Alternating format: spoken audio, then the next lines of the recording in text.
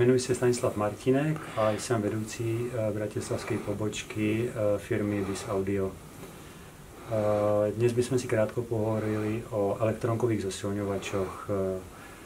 Ako príklad vám dnes predstavím zaujímavú legendu, americkú značku Macintosh, ktorá už je 70 ročí na trhu.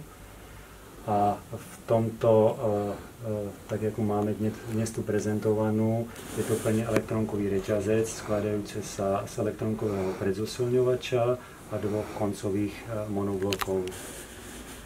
Tak prečo nás stále ešte oslovujú relatívne staré konštrukcie elektronkových zosilňovačov, ktoré už by sa pre väčšinu ľudí modernej digitálnej éry zdali byť prežité? Je to jednoduché možno kvôli zvuku.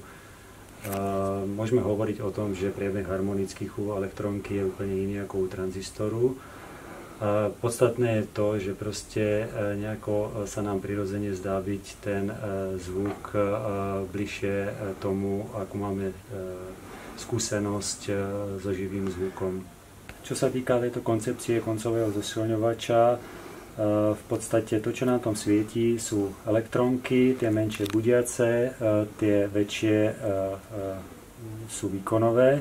A k tomu, aby sme mali správne napájanie a dostali to, čo kde majú, slúžia tieto transformátory. V podstate toto sú také možno ťažiskové prvky kvalitného zosilňovača, kvalitný transformátor a kvalitné elektronky.